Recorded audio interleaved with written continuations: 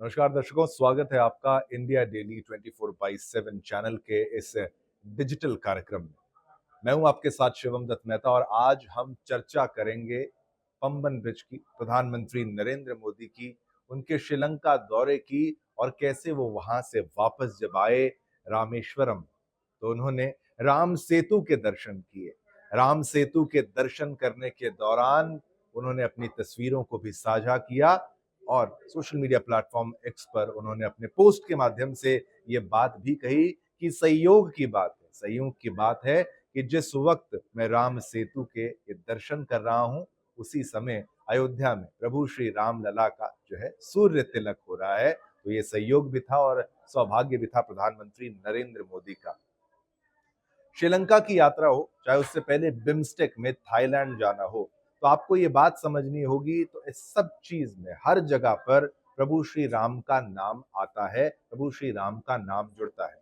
Thailand की अगर बात की जाए तो वहां पर एक जगह है जिसका नाम है अयुथया, जो कि अयोध्या से लिया गया है। यहाँ तक कि थाईलैंड के तो राजा का नाम भी प्रभु श्री राम के नाम से जोड़कर लिया जाता है, किंग रामा द 10th, ऐसे करके वहां पर होता है। उसके बाद चलते हैं श्रीलंका। श्रीलंका वो गए, वहां पर उन्होंने अपनी एक लंबा जो भाषण उनकी तरफ से दिया गया था, कई सौगातें श्रीलंका की सरकार को उन्होंने दी। उसी के साथ साथ माँ सीता का अशोक वाटिका में जो मंदिर है सीता एलिया में, उसके लिए भी एक बजट की बात कही और कहा कि भारत जो है ये मंदिर बनाएगा, श्रीलंका में भव्य मंदिर बनाएगा।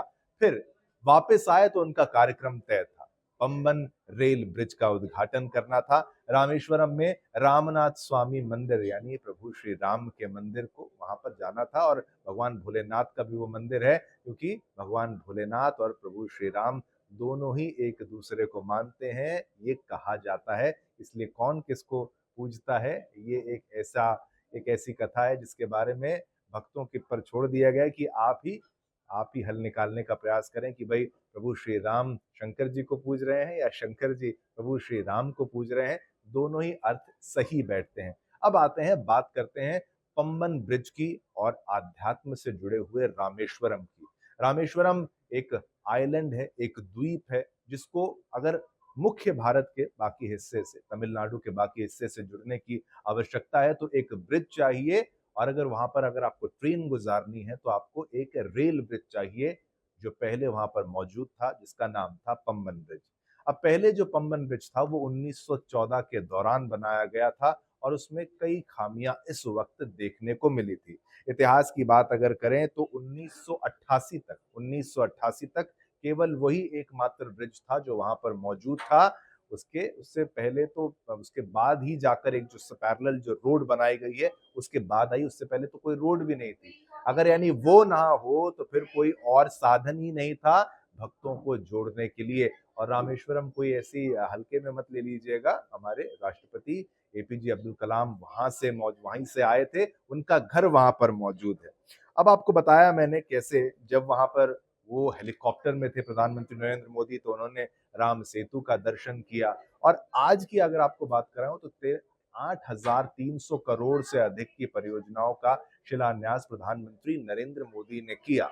इसमें एक बात जो आपको याद रखनी चाहिए राजनीति के दृष्टिकोण से, कि तमिलनाडु के मुख्यमंत्री यानी स्टालिन वहां पर नहीं आए। वो परिसीमन का मुद्दा लेकर, एक बहाना देकर, उन्होंने डिलिमिटेशन की बात कहकर इस पूरे कार्यक्रम को अवॉइड किया।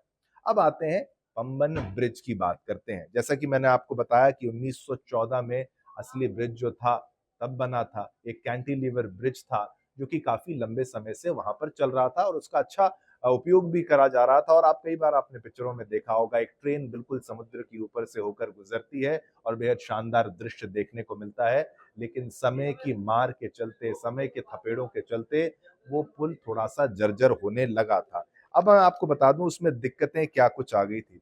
देखिए, दिसंबर 23 1964 को एक साइक्लोन वहां पर आया था। वो भयंकर साइक्लोन इतना खतरनाक था कि धनुषकोडी में बहुत बड़ी आपदा देखने को मिली, बहुत सा वहां पर नुकसान देखने को मिला। वो पुल भी जो है वो क्षतिग्रस्त हुआ। फिर बात करते हैं कि भाई 2006 में क्या हुआ।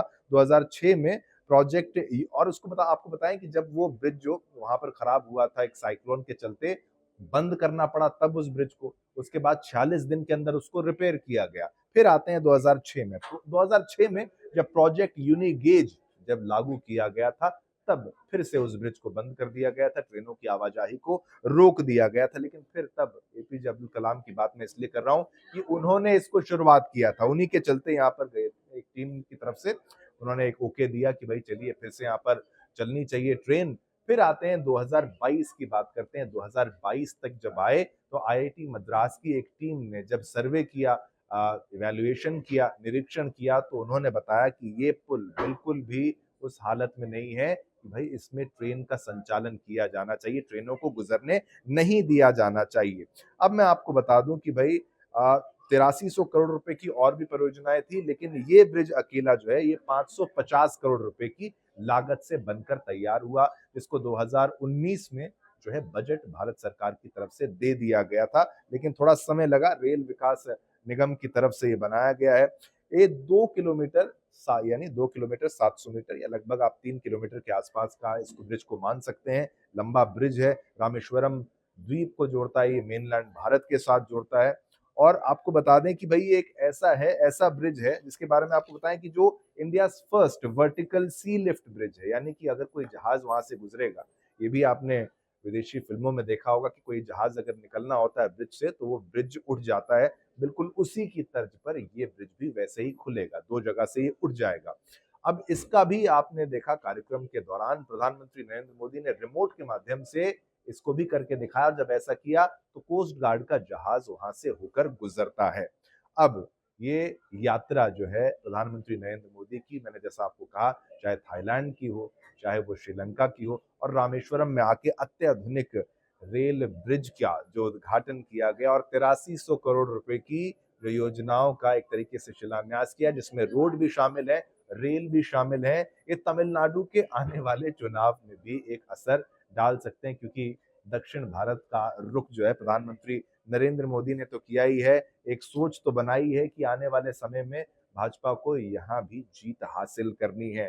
तो फिर से मैं आपको बता दूं, एक शानदार ब्रिज राम सेतु के बिल्कुल करीब रामेश्वरम में मौजूद, जहां रामनाथ स्वामी मंदिर के दर्शन, पूजा अर्चना जो है प्रधानमंत्री नरेंद्र मोदी ने की और एक संदेश दिया कि राम को समर्पित ये रामनवमी है। चलिए आज्ञा दीजिए मुझे, शिवम दत्त मेहता को। कल फिर आएंगे, नए मुद्दे आपके लिए लेकर आएंगे।